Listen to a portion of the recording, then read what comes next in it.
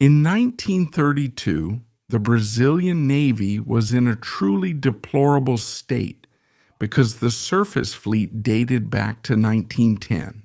They were ships from the beginning of the century that had spent a very long period docked in port. They hadn't sailed much. So they had accumulated a lot of damage. At that time, the Argentine and Chilean war fleets were in much better condition than the Brazilian Navy. And so, the commander of the Navy, Admiral Protógenes Guimarães, presented Getúlio Vargas with a new plan called the 1932 Fleet. In this new plan, Admiral Protógenes foresaw the resumption of military shipbuilding in Brazil. In other words, to resume warship construction, which had stopped back at the end of the 19th century, and all of this was being done at the new naval arsenal on Ilha das Cobras. In 1936, this construction got its start with the monitor Parnaíba, and in 1937, the following year, construction began at the war arsenal on a class of destroyers, consisting of 3 ships, called the Marcílio Dias class. However, in that same year of 1937, the Argentine Navy placed an order with the British shipyards, an order for 7 destroyers of the so-called G class of the Royal Navy. This G class had been introduced into the Royal Navy in 1933 and had been slightly improved in the so-called H class in 1934. They were really ships that represented the forefront of warship construction at the time.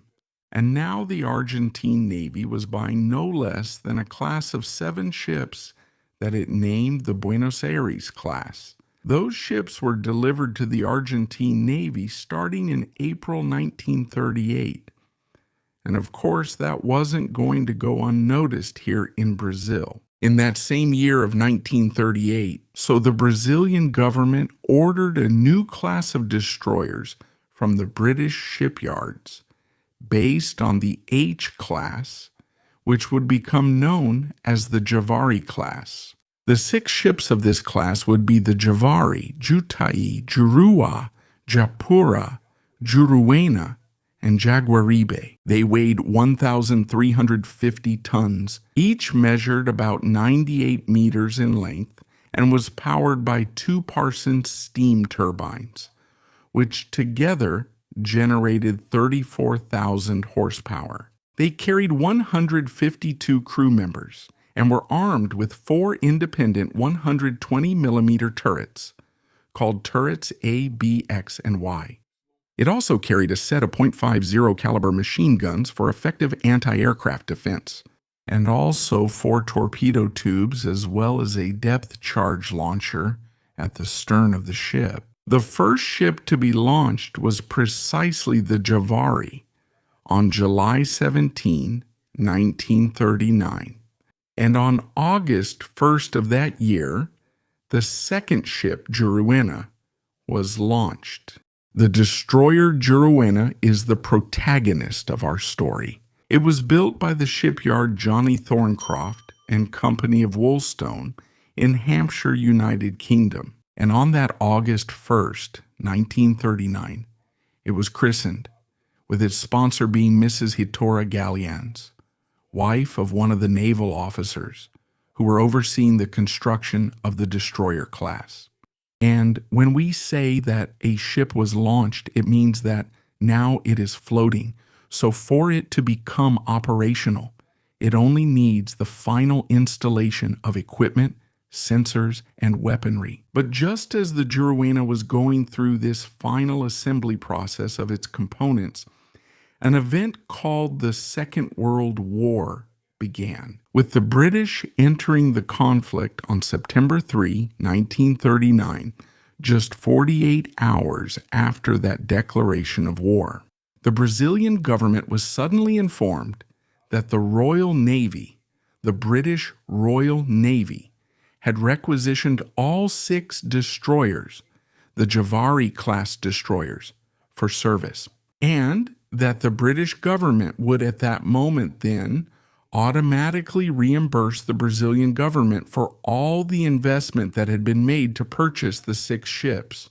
On that same day, September 5, 1939 then, the Juruena class became the new Havant class of the British Royal Navy, and the destroyer Juruena then automatically became the new HMS Hardy. The armament installation of the Hardy was completed on January 22, 1940, and the new ship was placed under the command of Commander Donald McIntyre, who would finish the war as one of the most successful anti-submarine warfare officers in the Royal Navy. But then a problem arose, because the name chosen for the Juruena, HMS Hardy, was very similar to the name of another destroyer that was already in operation, the HMS Hardy. And to avoid any further confusion, the ship was renamed on February 27, 1940, to its final name, HMS Esperos. Well, the assembly of the 6 former Javari-class destroyers, now the Havant class, was completed at the very beginning of 1940, and these 6 new ships formed the 9th Destroyer Flotilla. This 9th flotilla was then sent to the Scapa Flow Naval Base in the north of the United Kingdom to protect the battle fleet stationed there. And it was in April 1940 that the Norwegian campaign began, in which Germany and the United Kingdom raced to that country to see who would be the first to occupy it. And during these events on May 15, 1940, HMS Esperos carried a contingent of Scottish guards to land them in the town of Mo I Morana in Norway. On that same day, the ship received its first combat damage. It was heavily damaged by a Stuka attack, although it was not sunk and managed to return to the United Kingdom to be repaired. After that restoration, Esperos was reassigned to Scotland, escorting ships in the Atlantic. And then the first change of command of the ship took place when McIntyre left the vessel and was replaced by Commander Arthur Tate. Soon after Tate's assignment, Esperos was taken to the Mediterranean, where it became part of the famous Force H, which escorted convoys to supply the island of Malta at that time under severe attack from the Luftwaffe and the Italian Regia Aeronautica. After several missions in that theater of operations in August, Esperos was taken back to the Atlantic, where it escorted the battleship HMS Prince of Wales, which was carrying Prime Minister Winston Churchill to a conference with the American President Franklin Roosevelt off the coast of Canada. And of course, by that time, Esperos had already seen a lot of action, but its career as a U-boat hunter was yet to begin. And look, it actually began on December 7, 1941. That's right, just as you're remembering, the same day as the Japanese attack on Pearl Harbor in Hawaii, which brought the United States directly into World War II. There in the Atlantic, west of Gibraltar, HMS Esperos located and dropped depth charges against the German submarine U-208. The attack by the Esperos was 100% fatal, leaving no survivors among the crew of 45 German sailors. About 5 weeks after that, on January 15, 1942, there near the Portuguese archipelago of the Azores, Commander Tate then spotted the German submarine U-93 on the surface. And the guy didn't hesitate for a second. He immediately ordered the ramming of the submarine with the bow of the Esperos. And this was a fairly widespread tactic among British commanders, to literally run over the submarine with the ship's hull. The collision between the Esperos and the U-93 was so violent that the submarine's commander and his first officer, who were on the conning tower, were thrown, launched into the air, and ended up inside the lifeboat that was attached behind the Esperos' bridge. Just imagine a scene like that. After passing over the submarine, Tate then ordered the deployment of depth charges and also opened fire with the 120mm batteries, an attack that then forced the crew to completely abandon the submarine. And this time, the crew of Esperos managed to capture the entire enemy crew of 40 men and immediately headed to Falmouth for the necessary repairs to the bow of the ship. The repairs were carried out between February and April of 1942, and when the ship finally returned to action, Commander McIntyre had resumed command. Although he escorted several convoys throughout that year of 1942, success would only come to him right at the very end of December. More precisely on December 26, 1942, when, 300 kilometers west of Scotland, HMS Esperos detected the submarine, U-357, sailing on the surface. Then, together with the destroyer HMS Vanessa, he once again goes after the enemy to ram it. McIntyre goes over the submarine with such force that he ends up tearing a quarter of the length of Esperos' hull in this action. But he also fatally damages the enemy submarine, causing the death of 36 out of its 42 crew members. The Esperos manages to crawl back to Liverpool, where it undergoes 3 months of repairs to restore the integrity of its hull, returning to action on March 17, 1943. And a little over a month after that, on April 23 of that year, while the Esperos was escorting convoy ONS-4, he locates with his sonar, southeast of Greenland, the German Type 9C submarine, the U-191, and he attacks the enemy with depth charges, causing the death of all 55 crew members. Finally, only about 3 weeks later, on May 12, 1943, while escorting convoy SC-129 northwest of the Azores, McIntyre locates the U-191. Esperos launches the depth charges from the Esperos and once again causes the total loss of the German submarine's crew. McIntyre remains in command of the Esperos until March 1944, when he then passes command to George Legasek. And it is this officer who leads the Esperos on a funeral mission in July 1944 to bury at sea the body of Captain Frederick John Walker, nicknamed Johnny Walker, precisely because of the famous ISC.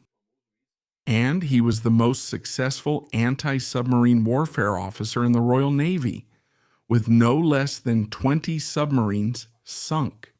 John Walker had been the commander of the legendary HMS Starling, and after a long and intense career in anti-submarine patrols in the Atlantic, he died at the age of 48, victim of a stroke on July 7, 1944.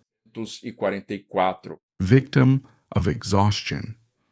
The brave HMS Esperos continued its task of escorting convoys across the Atlantic until the end of World War II, and in May 1945, it even escorted a group of U-boats that had surrendered in Scotland to their final dismantling base in Northern Ireland. On May 27, it also escorted the Norwegian government, which was finally returning to Oslo after almost 5 years of exile. And then on February 18, 1946, HMS Esperos was placed in the Royal Navy Reserve.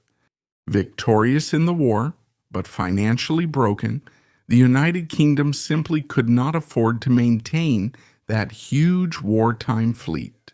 And on May 17, 1947, HMS Esperos met the same fate as countless other brothers in arms, dismantling.